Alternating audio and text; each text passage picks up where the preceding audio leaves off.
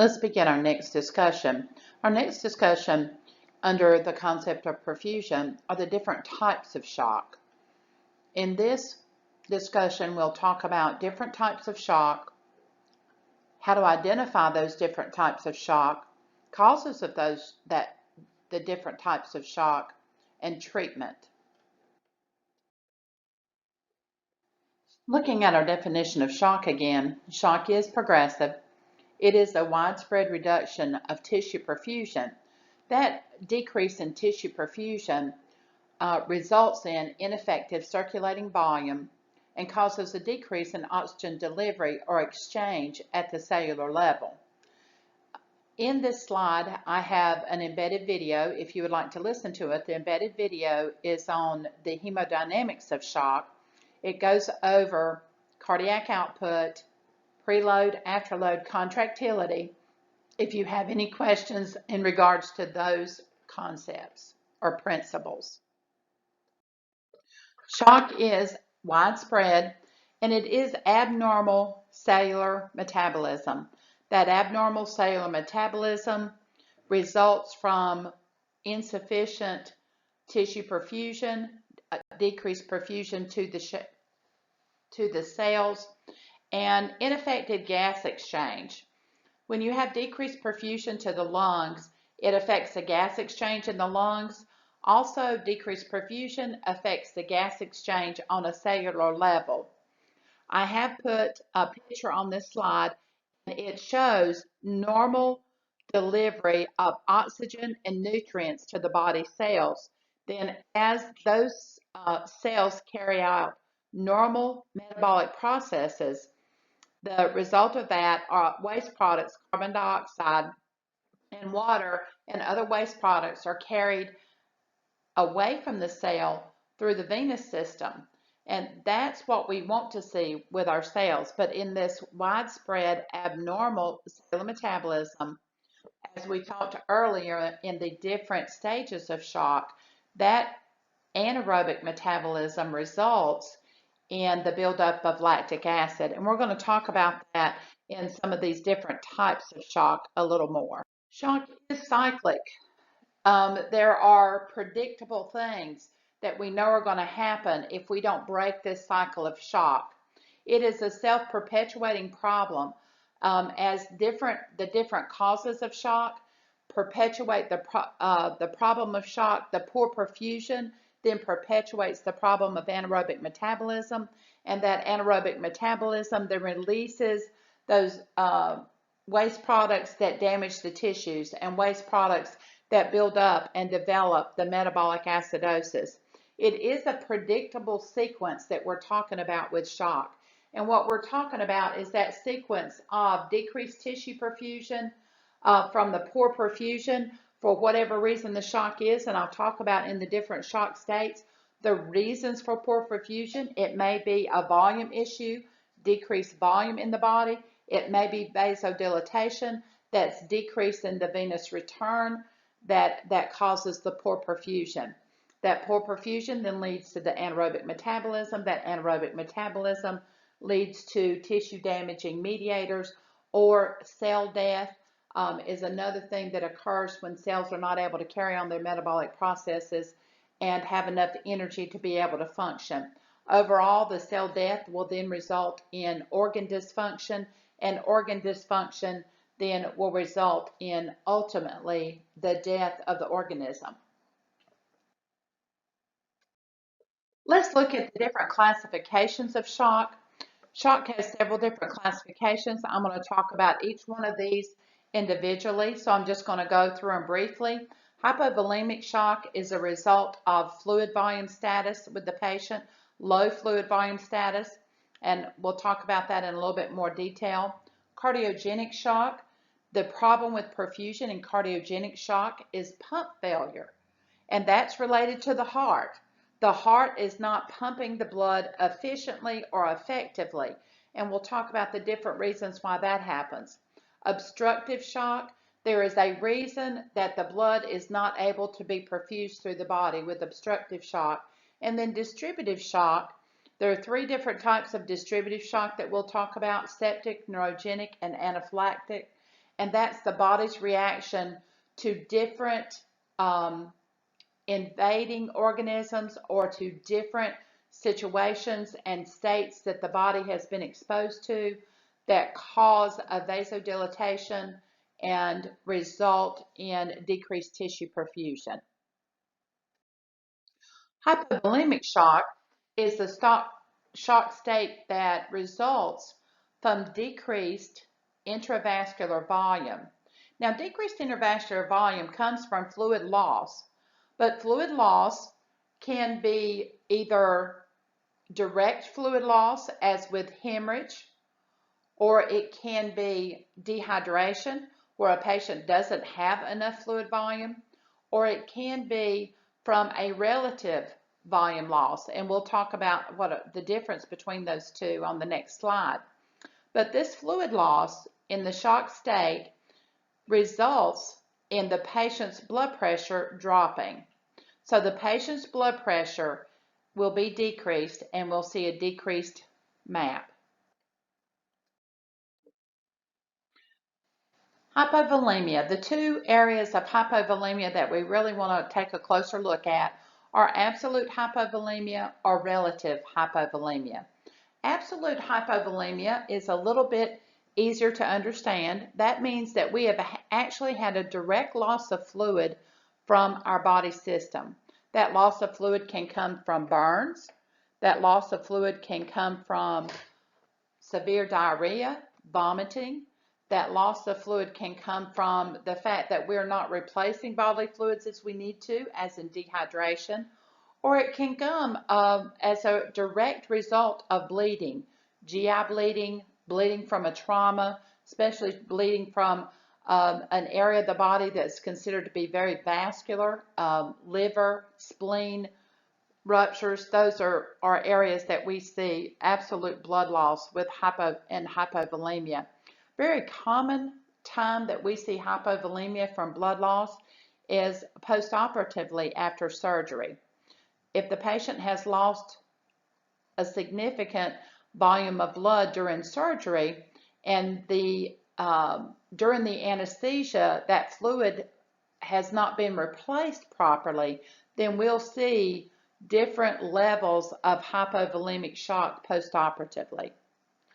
The next hypovolemia that I want to talk about is relative hypovolemia. Relative hypovolemia is something we can't necessarily put our hands on and is not quite as tangible. We can't touch it. This is when fluid leaves the circulatory system, but it does not leave the body.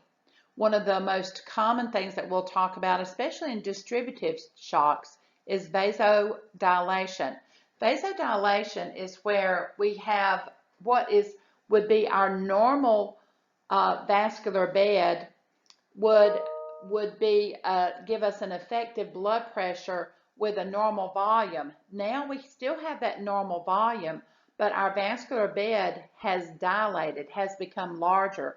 So now let's take the example, if we had in our normal state, we have a pint jar, and that pint jar is filled with fluid, and that would be our normal state, and the pressure inside that pint jar would be normal. That would be our normal blood pressure and our normal systemic vascular resistance. With vasodilation, we would take that same amount of volume from that pint jar, but now we've put it in a quart jar. And what we see with that is we see decreased volume in that quart jar, which is going to decrease the pressure or decrease that systemic vascular resistance. The decrease in systemic vascular resistance is going to decrease the body's ability to get blood back to the heart, or the venous return that comes back into the heart, and resulting in a decreased preload. Decreased preload will affect cardiac output by decreasing the cardiac output. And that's the cycle that we see with hypovolemic shock. Some other fluids also leave the circulatory system except in addition to vasodilation. And some examples that we see of this are ascites. I think you talked about ascites when you talked about liver failure, where fluid will accumulate in the abdominal cavity. Other times that we'll see it whenever we see edema, where fluid moves out of the vascular system, the circulating system, and moves into the tissue itself, into the interstitial tissue, and causes a hypovolemia in the circulating um, fluids in the body. Let's look a little bit closer at hypovolemia. With this diagram, we see that absolute hypovolemia illustrated in the first picture on the diagram. This container is filled with volume.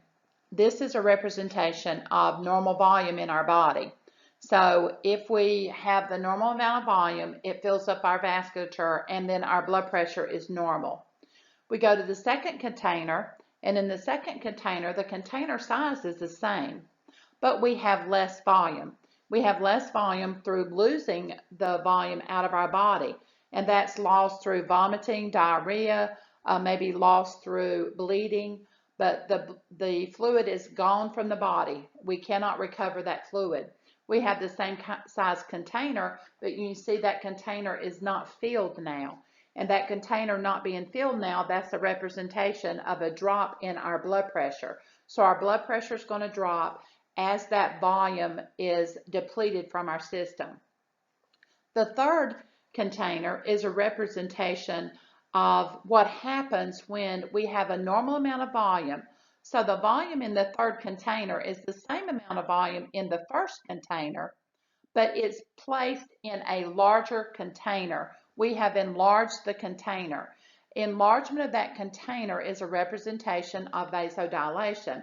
So that representation of vasodilation and that same amount of volume shows that our blood pressure is going to be lower whenever we have vasodilation. But the fluid volume is not lost from the body. It's still in the vascular space in this particular representation, but it is not filling up the container that we need it to fill up as effectively, so our blood pressure is not the level we need it to be.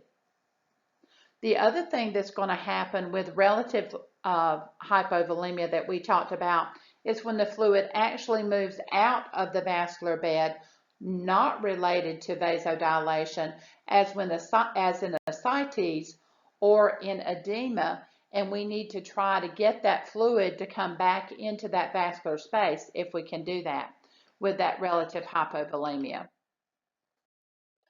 So to review relative hypovolemia leads to hypovolemic shock, and that as we have that vasodilation, then we get a drop in the blood pressure, and that drop in the blood pressure will stimulate our compensatory mechanisms. It stimulates the sympathetic nervous system, the renin-angiotensin-aldosterone system, and the humoral system. And we hope with those compensatory mechanisms that we can see some vasoconstriction from the renin-angiotensin-aldosterone system, as well as see some retention of sodium and water so that we can try to increase that fluid volume that's in the vascular bed. And increasing that fluid volume in the vascular bed will help to increase our blood pressure and increase perfusion to the cells of the body. I mentioned when I talked about relative hypovolemia, the movement of body fluids out of the vascular space into areas that we're not able to utilize the fluid, and that causes a relative hypovolemia. We call this third spacing. Lots of times you probably heard that term used. And so in third spacing, that's when these extracellular body spaces, the fluid is accumulated in those. In the abdominal cavities, very common that we'll see fluids accumulate in there. And the other places that we'll see is in tissue spaces, the interstitial tissues, in the form of edema. We also can have some in pleural spaces with a pleural effusion or an epicardial effusion if we have one in the epicardial sac around the heart itself. So these are some areas that we can see fluid gathering and third spacing This can result in a relative hypovolemia. Now let's go back and recap the pathophysiology of hypovolemic shock. The recapping of the pathophysiology of hypovolemic shock is that it results from several different causes of hypovolemia. It can be absolute hypovolemia from dehydration or blood loss. It can be relative hypovolemia from ascites or from vasodilation, for example. Those are the ways that the body either gets rid of fluid or moves fluid out of the vascular bed where it's not usable for perfusion. So that decrease in fluid in the vascular bed causes a decrease in venous return to the heart. So a decrease in venous return to the heart will result in a decreased preload to the heart, and decreased preload results in decreased cardiac output. Decreased cardiac output results in lower blood pressure or hypotension, and then perfusion failure at the tissue level or decreased perfusion to the tissues. That decreased perfusion to the tissues, we need to think about that as the same thing as oxygen not being delivered to the tissues. So we have tissue hypoxia. This tissue hypoxia leads to, as we talked about earlier, the anaerobic metabolism. That anaerobic metabolism and the buildup of lactic acid and metabolic acidosis will lead to cells dying and cells dysfunctioning. The more that this cycle goes on, the longer that we allow this process to continue, the more likely we're going to see organ dysfunction. And if we allow it to continue long enough, we'll see multi-organ dysfunction. And when we start seeing multi-organ dysfunction, then it is less likely that our client is going to recover from this hypovolemic shock. How do we treat shock? And how do we know if our treatment for shock has been effective? Let's look at the goal that we're going to have for our patient that's in shock. One of our goals is that we're going to have adequate fluid replacement. And that adequate fluid replacement, how are we going to measure that? Let's think about some ways that we can measure whether our patient has adequate fluid replacement or not. We said that in hypovolemia, if a patient had low volume, then as their volume goes down, their blood pressure is going to go down. And so if we replace that volume, then what we're going to monitor is to see if their blood pressure goes up, especially if we have a patient that their MAP is low, and then we want to see that mean arterial pressure or MAP improve. A little bit of a longer term goal will take a little bit longer for us to be able to look at this, as we can look if we have an improvement in urinary output. That takes longer usually for us to see than for us to see an improvement in their mean arterial pressure. We also should see if we're doing adequate fluid replacement and we get our patients back to a normal volume, we should see that we don't need the compensatory mechanisms any longer. So one compensatory mechanism that's easy for us to monitor and be able to tell if our patient is improving is by looking at the patient's heart rate. We also would do other measurements and assessments of things that show us that cardiac output is improving. That's with the pulse quality and strength in the extremities, with capillary refill. Look at those, look at the color and temperature of our patient's skin. The things that we want to see reversed are the things that are going on with our patients because they're in shock. And when they're in shock, if their skin is cool and moist, we like to see their skin return to warm and pink. We like to see our capillary refill return back to normal, and we like to see our mean arterial pressure improve. And that's how we're going to measure to see if we are indeed adequately replacing their fluid. We do want to replace their fluid with crystalloid fluid, because crystalloid or isotonic fluids are going to stay in the vascular space, and that's going to be our normal saline and lactated ringers. There is another measurement that we can look at that we've not talked about before to see if we have adequate fluid replacement, and that's our CVP, or central venous pressure. I've embedded a video in this slide if you'd like to watch it.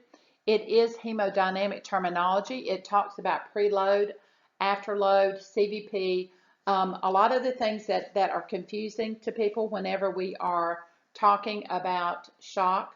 So if you want to, this video is about 15 minutes if you want to take time to watch that video. I found the video very helpful myself, so hopefully you'll find it to be helpful. But let me go back to CVP. So let's look at CVP. CVP is a measurement that we do with a central venous catheter. And with that central venous catheter, what we're looking at is the pressure inside of the right atria.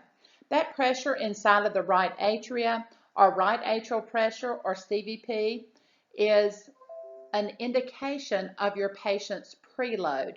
So if that CVP is an adequate number, most books will say from 5 to 10 or 4 to 10 is a normal CVP.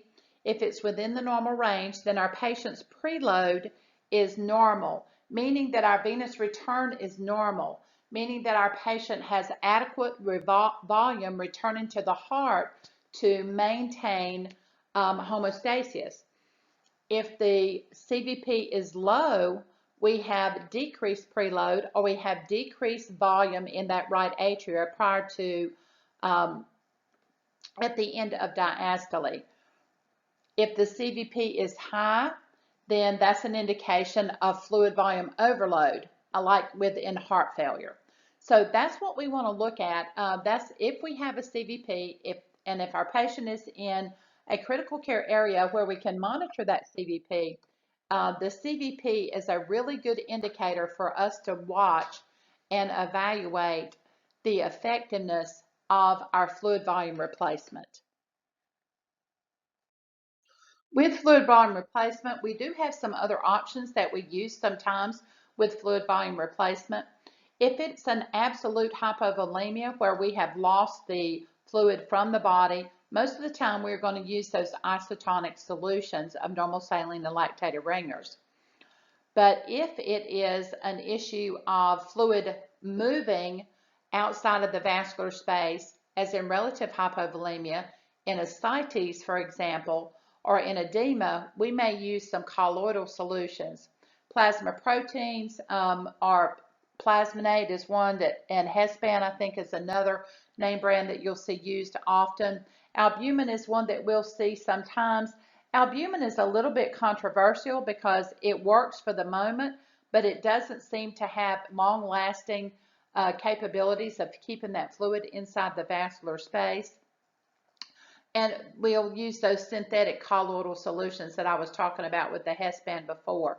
If your patient has lost a lot of blood in an absolute hypovolemia from bleeding and their hemoglobin is low, then replacement with blood products is appropriate. If they have not lost blood, as in a relative hypovolemia, and they have ascites, then usually blood is not used for a replacement. We do have a few things that we need to take into consideration when we look at our pediatric patient population. When we're doing fluid resuscitation, with an adult, we talked about using 30 milliliters per kilogram as our replacement factor. With our pediatric population, we look at 20 milliliters per kilogram for a replacement factor. The other thing too is we need to monitor our patients, our pediatric patients that are in shock, very closely. Their compensatory mechanisms are extremely effective. They will have tachycardia, they'll have tachypnea, and they'll have vasoconstriction, as we talked about, as a compensatory mechanism when they're in that non-progressive stage of shock.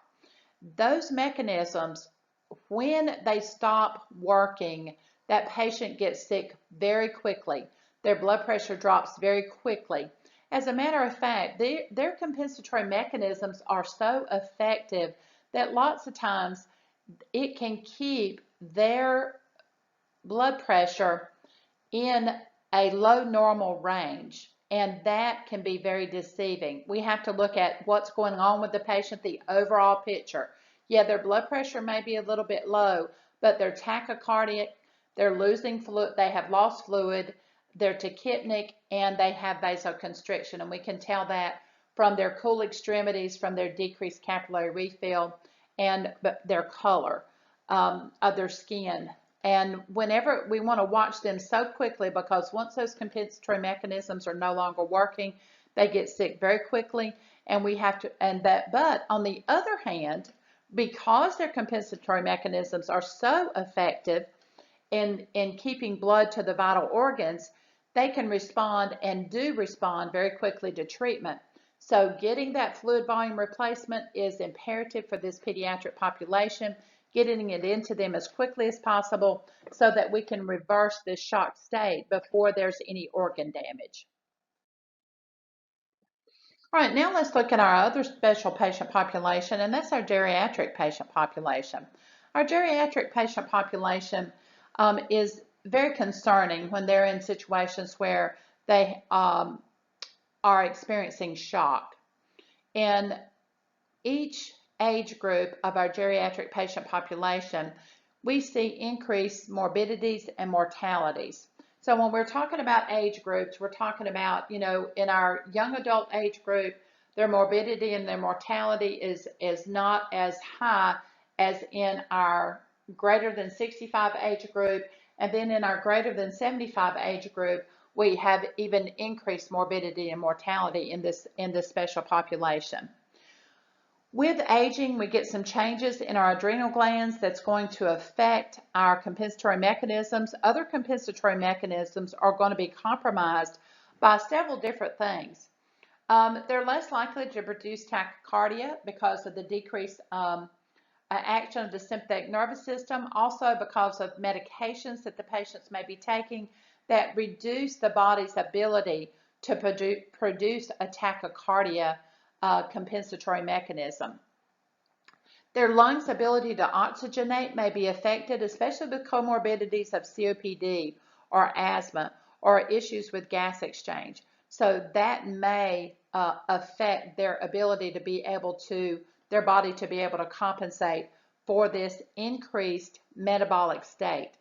Shock is a very increased metabolic state. So not only do we have decreased perfusion, so our cells are not getting the oxygen that they need, but we also the cells are using more oxygen to carry out metabolic processes because of the energy demand that's needed in this body that's in this shock state. Blood pressures may appear to be normal when they're hypotensive. Now, what does that mean? Well, what that means is if you have a patient that has a normal blood pressure, or I'm not going to say it's a normal blood pressure, but it's their usual blood pressure of 130/80, then, and they drop their blood pressure to 100/60, we may think that that's okay, but one of the things that we need to realize, it is a change in the blood pressure from what that patient typically has. And what we need to look at is to look at and see, is their skin warm and pink, or is their skin cold and clammy? Is their color good, or are they pale? What's their heart rate doing? Do they have a tachycardia, even if it's a mild tachycardia and they didn't have one before? So we need to compare this to their previous blood pressure, compare it to their previous assessment findings, and compare it to their previous mechanisms of compensation. So if their heart rate was 70 a couple of hours ago, and their blood pressure was 130/80, and now their heart rate is 99 or 95, and their blood pressure is 100/60, that is a significant change if we've not given a patient anything to make those changes happen to lower their blood pressure. So monitor these patients very closely and look at these trends for your patient to be able to identify when your patient's not doing well. Now I would like for us to look at an example of hypovolemic shock. Tell you about a patient situation that I had. I had students on one of the med-surg areas in the hospital, and we had been taking care of a patient for most of the semester. This patient was 56 years old, male, and he had had a stroke that left him with lots of deficits. He had a trach, so he was not able to talk even whenever we used the Pessimir valve or plugged his trach. He was aphasic, and he was not able to move his left side at all, and he had limited movement on the right side. He did have a peg, and he had a PICC line in his right arm. We had been taking care of this patient for several weeks. Each of the students had taken turns taking care of the patient, so all of us knew him very well. We went in one morning, and I was given waiting for students to administer medications, and the student came to me that had this particular stroke patient that morning and said that they wanted to hold this patient's low pressure because his blood pressure was below 100 systolic, and there was an order to hold the blood pressure hold the blood pressure medication if the blood pressure was less than 100 systolic. So I told the student, I said, well, go and do an assessment on your patient and tell me why you think his blood pressure is less than 100 systolic. It was around 96, and I'll come there in a minute. So that gave the student a while to go in and assess the patient. I got to the room, and the information that the student had was that the patient's blood pressure normally runs between 120 and 130 over 80 or 90, and this morning it was like 96 over 50. The patient's heart rate was elevated. His heart rate was in the 90s. Normally his heart rate ran in the 70s. The patient's urine output had been declining. So we looked at the intake and output, and his intake and output over the previous 24 hours before we got there, his intake was minimal and his output had decreased over the last 3 days. So further looking at his assessment, his mucous membranes were dry, his skin was a little bit pale, a little cool, not a lot, and his cap refill was normal at this time when we were looking at him. So we determined that this patient was hypovolemic. And we didn't determine that the patient was in shock. We didn't say that it was hypovolemic shock, but we definitely knew that there was a volume issue. So then we looked at calculating his MAP, and a calculation of his MAP showed us that his MAP was in the 60s. So not below 60, but in the 60s, which wasn't a good sign for us. We were not happy about that situation. We went to talk with the nurse about it and consult with the nurse to see what we needed to do in this situation. As we were consulting with the nurse, we pointed out to the nurse that we were curious that they discontinued his normal saline that was going through his central line a couple of days ago.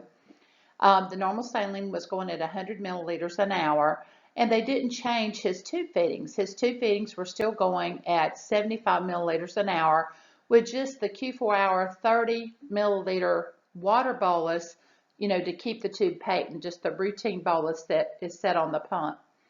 And the nurse looked at us kind of funny when we said that, and then she went in the room, she said, wait a minute, let me check that tube feeding. So we went in there, and that's exactly what the tube feeding was set at.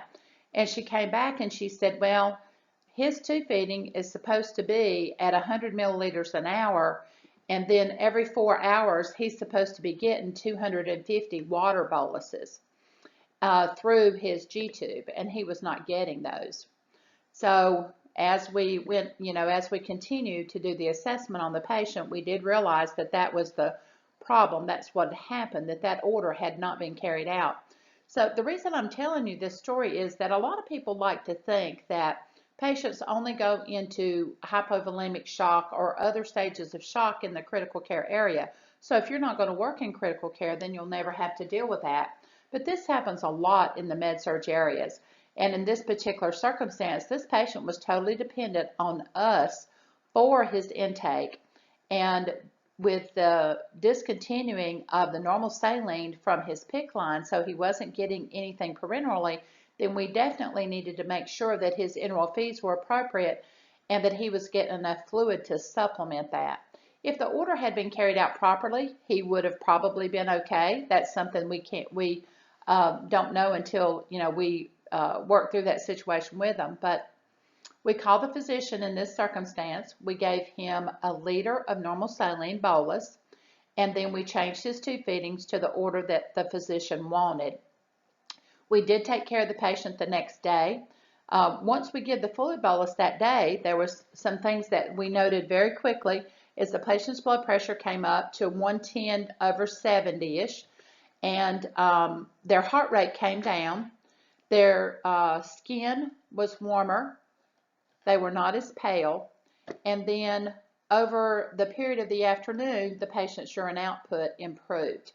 We also remember we had increased his tube feedings to 100 milliliters an hour with the fluid boluses every 4 hours, so he was getting adequate volume. The next day when we came in and took care of the patient, his volume status was good, his blood pressure was stable, his heart rate was back down to his normal in the 70s, and his urine output had recovered. He had adequate urine output for the last 24 hours that we looked at, or the last period of time that we looked at after we gave him the liter of normal saline bolus. So quick evaluation of that patient, recognition of what was going on, early intervention or an intervention for this hypovolemia prevented this patient from getting into a serious situation that could have compromised his perfusion even more and compromised his cells even more. So there were no lasting problems with this patient, and the student had picked up on this very quickly, and we had initiated the interventions quickly and resolved the situation for the patient. So those are the kinds of things that you really want to look at with your patients. You want to make sure that you are evaluating the situation with your patients, looking at what previously went on with your patient, looking at trends, and identifying what kind of things that you need to do to prevent complications with the patient. So after looking at that example of hypovolemia, just had a little question, fill in the blank question here for you. So when we look at during the blank stage of shock, the signs and symptoms are subtle. However, cells are experiencing blank due to the lack of tissue perfusion, which causes the cells to switch from blank metabolism to blank metabolism. So if you'll go ahead and fill in the blanks, and then if you'll click on the slide, it will give you the answers that go in the blanks.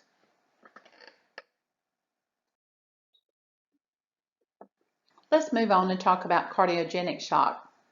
Cardiogenic shock occurs when the heart's ability to pump blood is compromised. So anytime you have a decrease in contractility of the heart, or if you have decreased volume in the heart, that can affect the heart's ability to pump the blood.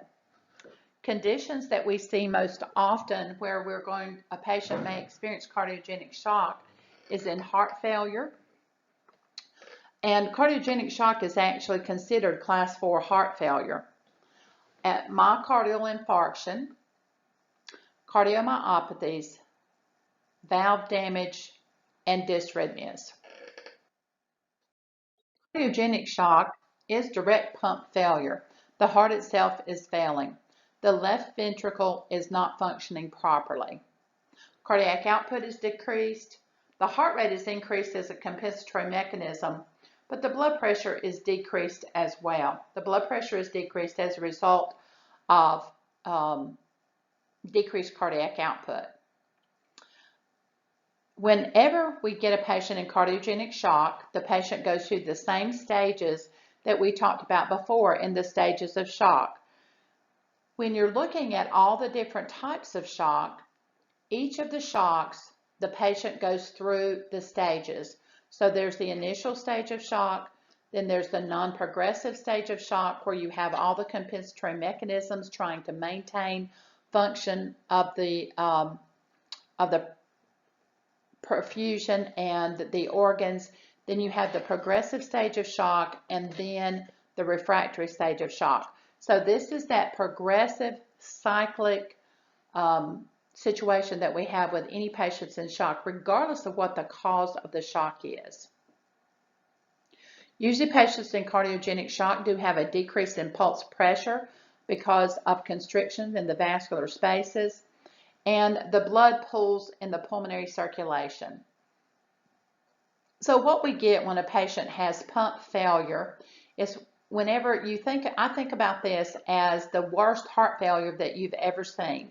So when a patient's heart is failing and the left ventricle is not able to pump the blood out of the left ventricle, with the next cardiac cycle, the blood coming from the left atria into the left ventricle is going to be less. So with every cardiac cycle, that left ventricle is going to have blood in it, so the left atria is not going to be able to empty completely.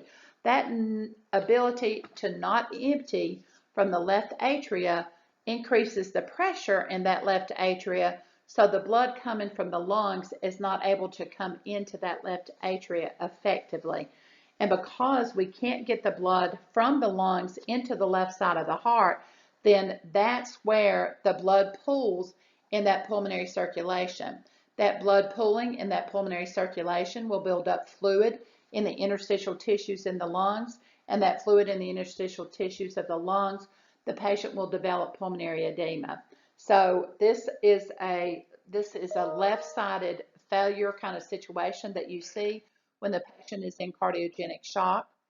And to be able to improve the patient's cardiac output, we need to be able to improve the contractility of the left ventricle, and we need to be able to have an adequate preload, but make sure that our afterload is not too high so that the heart doesn't have to work as hard to pump against that increased systemic vascular resistance.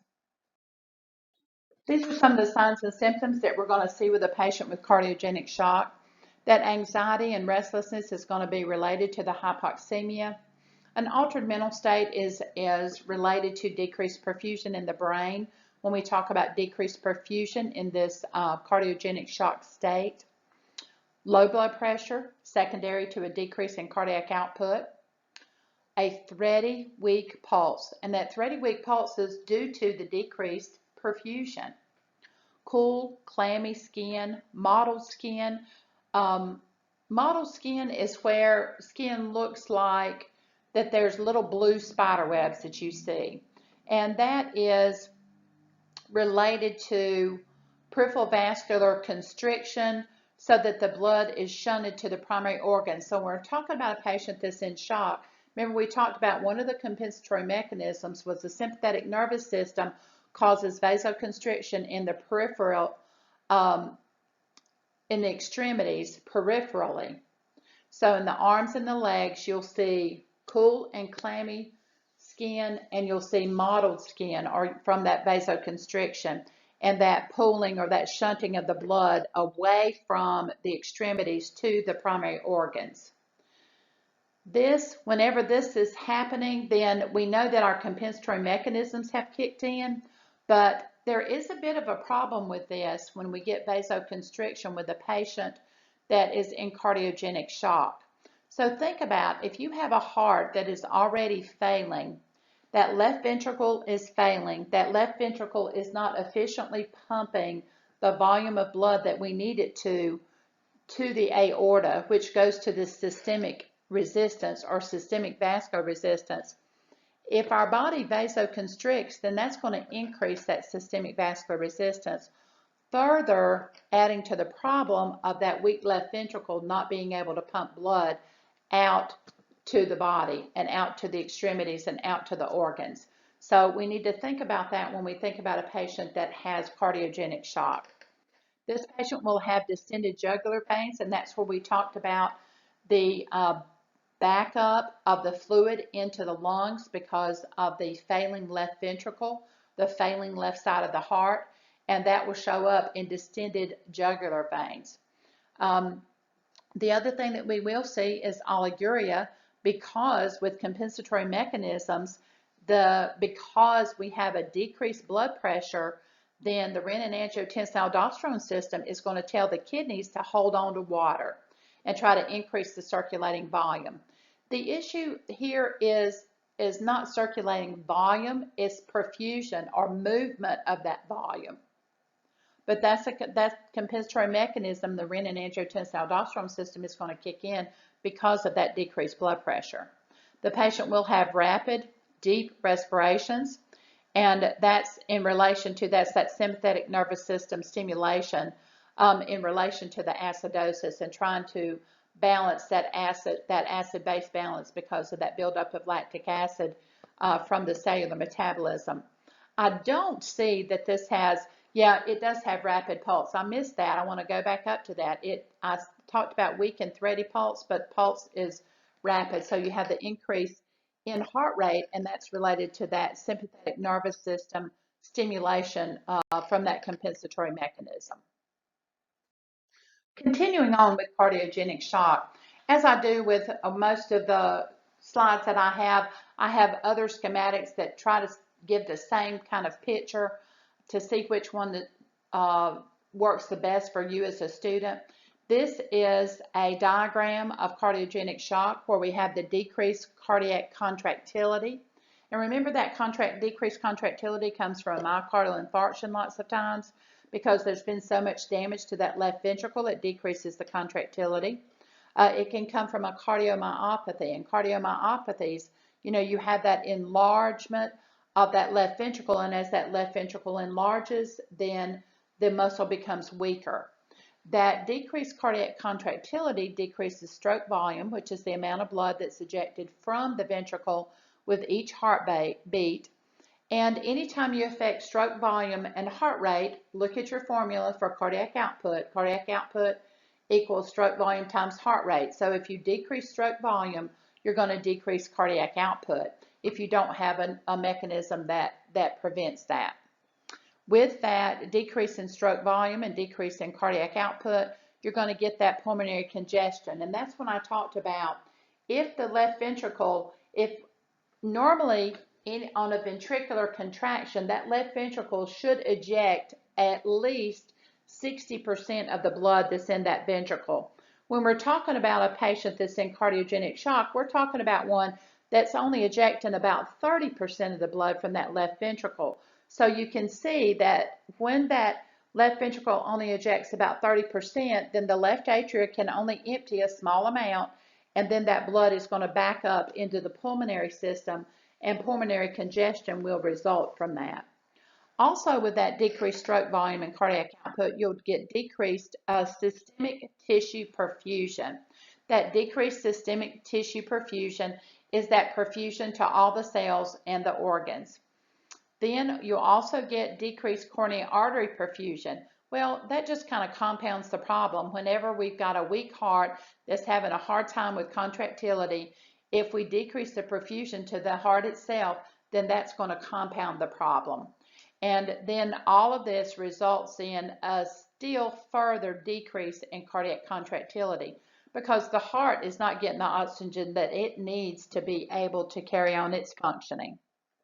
So that's the sequence of events that we see with cardiogenic shock.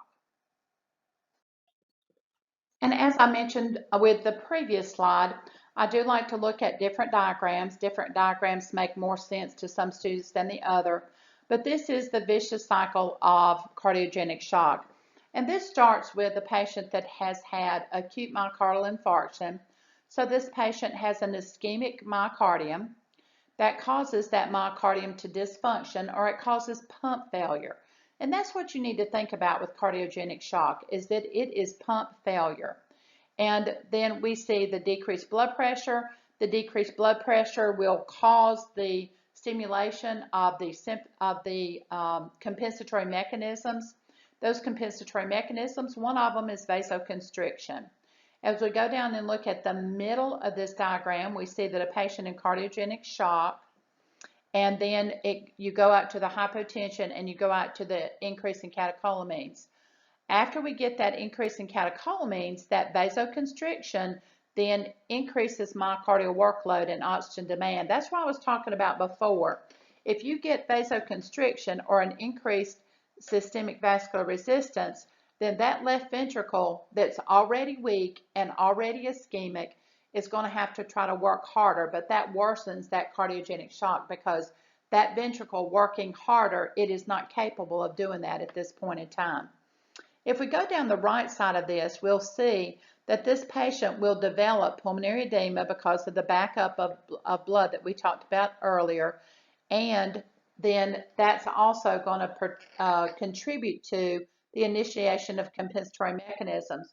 So this is a circumstance where compensatory mechanisms work sort of against the patient in a way, because that increase in systemic vascular resistance causes increased workload on the heart and increased oxygen demand on the heart. Also, if we get an increased heart rate, that does the same thing. Increased workload on the heart, increased oxygen demand for the heart itself, and that heart may not be getting the oxygen that it needs because of the overall decrease in perfusion. The goals that we're looking at with cardiogenic shock is to improve the patient's cardiac output.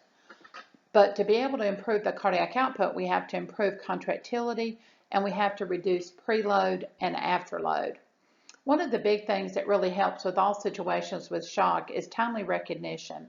The earlier we recognize that the patient is in shock, the more likely we're going to be able to stop that cyclic progression of the patient getting worse. So with these patients in cardiogenic shock, we want to decrease the myocardial oxygen requirements. So we want to try to decrease the heart rate whenever we can, but to decrease the heart rate, we're going to have to improve cardiac output. To improve cardiac output with these patients, we may have to use some vasoactive drugs, and I'll talk about those in the next slide. And we want those drugs to decrease that myocardial oxygen requirement and reduce the preload and afterload. Reducing the preload and afterload will help improve cardiac output.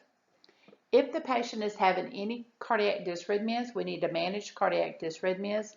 Cardiac dysrhythmias frequently are caused by myocardial hypoxemia, especially ventricular dysrhythmias. So we need to keep a very close eye on the patient, and if the patient is developing ventricular dysrhythmias, they need to be treated urgently. These patients will complain of chest pain. They have chest pain because they have myocardial ischemia. So we do need to initiate interventions to relieve their pain. Let's look at a few interventions that we'll use for a patient that is in cardiogenic shock. Patients that are in cardiogenic shock, we should consider oxygen therapy. We want to make sure that the hemoglobin molecules are saturated with oxygen so that in this low perfusion state, the cells are able to extract the amount of oxygen that they need to carry on their metabolic processes. Some medications that we'll look at will be nitroglycerin. Nitroglycerin is a vasodilator, and as a vasodilator, it will reduce systemic vascular resistance, or it will reduce blood pressure. So we have to be very careful in how we balance this act, because these patients do have a low blood pressure. But what we're looking at doing here is to keep their mean arterial pressure slightly above 60. And then as we keep that mean arterial pressure at that level, we're hoping that we're going to reduce that workload on that ventricle so that that ventricle can actually pump out more blood with each contraction, or that we're going to increase the stroke volume.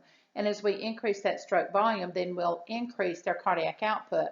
That increase in cardiac output, while we're giving a patient a vasodilator, will improve the patient's perfusion overall, as well as keep the preload at a level that we don't want to dilate that already dilated heart beyond the point that it's dilated at this time. Other medications that we may add, we'll add nitroprusside occasionally, but nitroprusside is a very sensitive drug. It is a very strong vasodilator, so we don't see it used as often as we see nitroglycerin or milnirone. Milnirone is another vasodilator we can use. Dobutamine is an interesting drug in that it can increase the preload while at the same time decreasing the afterload. So decreasing afterload to increase venous return to increase the preload so that we can affect cardiac output in a positive way. Morphine would be given to help a patient with chest pain. We would be looking at just some comfort measures from that perspective with morphine. Bed rest is going to be very important for this patient. It may be required because of the patient's inability to tolerate any type of activity level. Sometimes even passive activity with turning a patient can cause a patient's heart rate to go up, their respiratory rate to go up because they're already in that hypermetabolic state.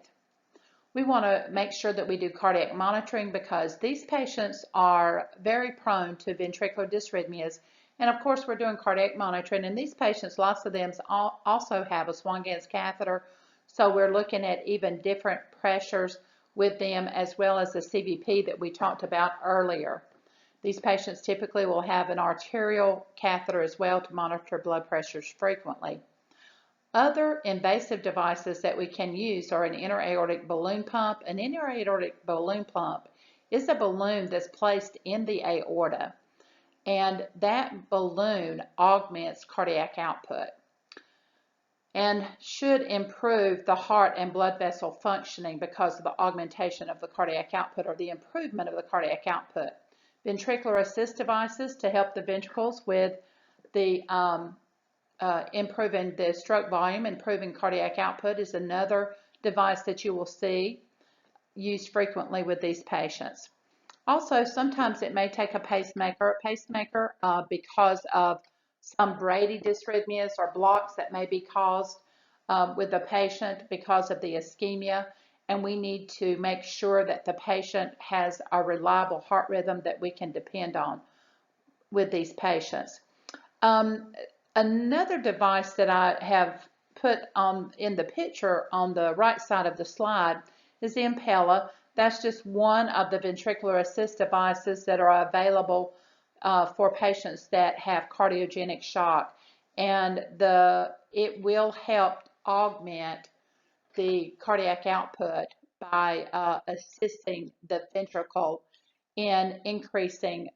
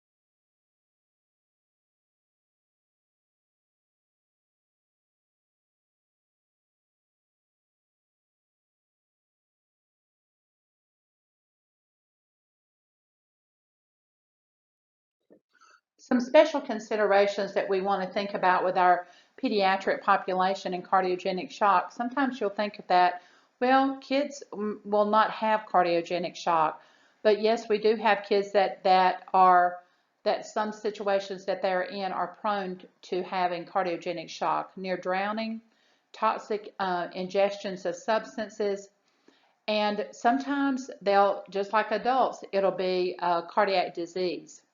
Some congenital heart diseases with children can cause cardiogenic shock, as well as cardiomyopathy.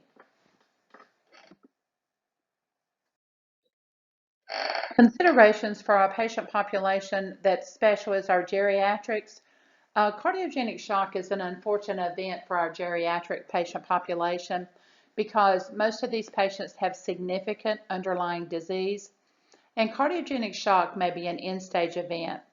The cardiogenic shock mortality rate is very high for the geriatric patient population, and especially if it's following a massive MI or septic shock. And the issue with septic shock with cardiogenic shock is multi-organ dysfunction syndrome, or a dysfunction of the cardiac muscle because of the decreased tissue perfusion in septic shock.